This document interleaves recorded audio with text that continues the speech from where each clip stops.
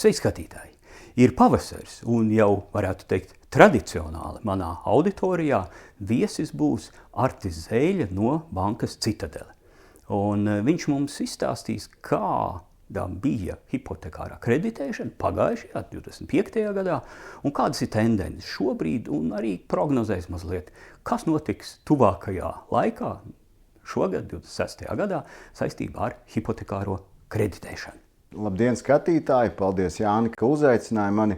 Ja mēs pagājušajā gadā aptuveni šajā pašā laikā atskatījāmies uz to, kā Latvijā ir noritējusi hipotekārā kreditēšana, tad jāatcerieties, mēs prognozējām, kad 24. gads jau bija gana labs, tātad tāds atgūšanās gads, hipotekāro kredītu apjomi principā pieauga ar katru mēnesi, interesi un aktivitāte atguvās.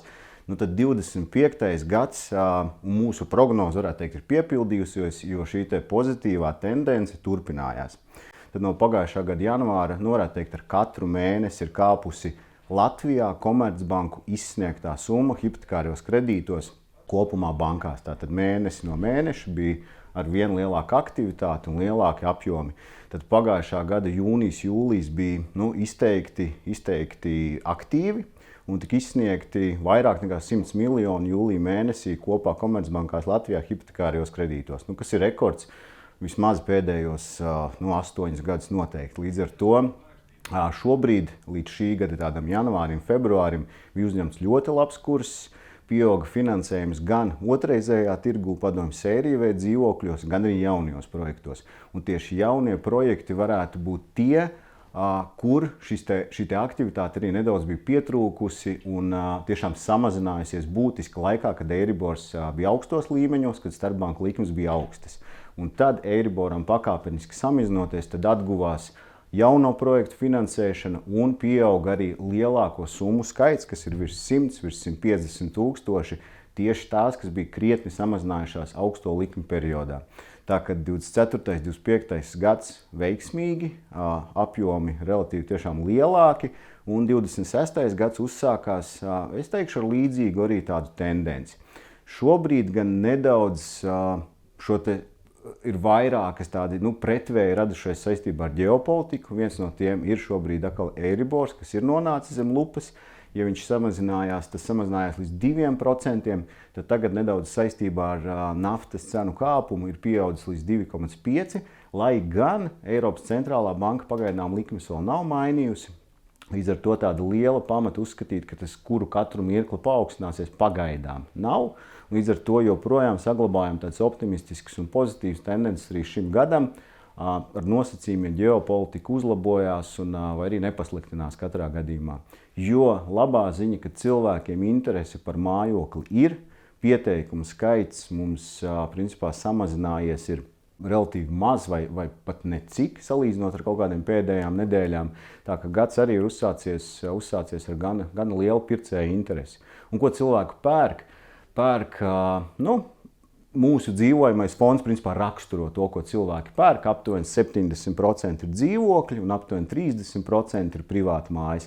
Svārstoties pa mēnešiem, tur 20% līdz 30% tas privāta māja īpatsvars mums Latvijā.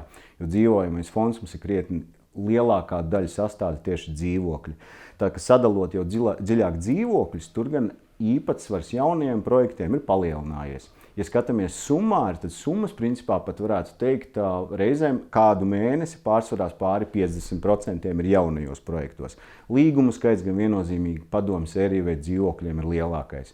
Tā kad visos segmentos ar vienlīdz lielu īpatsvaru ir pieaudzis izsniegtais finansējums. Un, ja skatāmies, kur finansē, kāda situācija reģionos vai Rīgā, tad jāmin, ka Citadeles dati rāda, ka 2025. gadā, tātad pagājušajā gadā, Rīgā izsniegto kredītu īpatsvars mājokļu iegādējums ir samazinājies nedaudz no 55% 24. gadā uz 49% 25. gadā. Tā kad hipotekārie kredīti reģionos, to īpatsvars ir nedaudz pieaudzis pagājušajā gadā.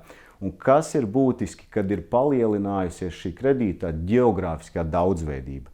Mēs esam nofinansējuši īpašumus visos novados. Tātad, īpatsvars varbūt tādos mazākos vai attālākos novados nav ļoti vērā ņemams 2 skaitļu procentu apmērā. tomēr atzīmējušies ar hipotekāro kredītu ir visi novadi. Ja jāmin 2 konkrēti novadi, kas ir ārpus tādas Rīgas ietekmes zonas, aktīvākie tā būs Liepāja un Valmiera, kur mēs redzam starp citu arī jauno projektu attīstību, kur ir no nulles pozīcijas arī celti jauni daudz dzīvokļu māju projekti, kas ir ļoti, ļoti pozitīva tendence. Taču neskaitot Valmieru un Liepāju, tāpat par vidu ir arī tuvākās Rīgai pilsētas Jelgava, Tukums, Ogre, kur arī tiešām vērā ņemams ir pagājušajā gadā izsniegto kredītu skaits un aktivitāte relatīvi liela. Par pārkreditāciju starp Latvijas Komercbankām, ja pagājušajā gadā un aizpagājušajā gadā šī bija tāda diezgan aktuāls jautājums, un cilvēki sevišķi 25. gadā noskaidroja savas iespējas arī citās Latvijas Komercbankās, vai var saņemt labākus nosacījumus, vai varbūt kaut kādā veidā var mainīt nosacījumus, pārkreditējot savu hipotekāro kredītu. Tad šogad mēs to tendenci redzam, kad lielākoties cilvēki jau ir noskaidrojuši savas iespējas, to varētu teikt, to apli pa bankām ir izstaigājuši, noskaidrojuši, un šogad jau tā aktivitāte tieši refinansēšanā starp bankām ir stipri mazāka. Tā, kad pagājušais gads bija izteikts tāds iespēju noskaidrošanai, un šis gads ir krietni mierīgāks tieši saistībā ar refinansēšanos. Par prognozēm. Prognozes, tāds esot optimists, es noteikti saglabāju pozitīvas, ar nosacījumu, kad nepasliktinās ģeopolitiskā situācija un Euribors saglabājas tādos 2 līdz 2,5% robežās, tad kopējā likme vienalga būs mazāka nekā tā bija pirms 2 gadiem, kad kopējā likme sasniedz pat 5,8%, gan arī 6%. Tad šobrīd ir samazinājušies arī banku pievienotās likmes, plus nedaudz arī Euribors. Šajā gadā galvenais, kas izteiks, vai aktivitāte būs tāda ar vērojamu pluszīmi, vai arī būs zinām piebremzēšanās hipotekārajā kreditēšanā, tie būs tādi svaru kausi. Vienā pusē tā ir ģeopolitika, tāda zināma nedrošība, tā ir tāda svaru kausa negatīvā puse, taču otrā pusē ir cilvēku vēlme, iespējas arī iegādāties jaunu mājokli, un plus arī ziņa par to, ka Latvijā ir relatīvi lēti mājokļi, un cenas tādā tuvākajā 5 gadē varētu palielināties, jo viņas šobrīd jau ir būtiski augstākas gan Lietuvā, gan Igaunijā. Un tāpēc šī potenciālais cenu pieaugums arī varētu būt viens no faktoriem, kas virzīs tirgu uz vairāk darījumu.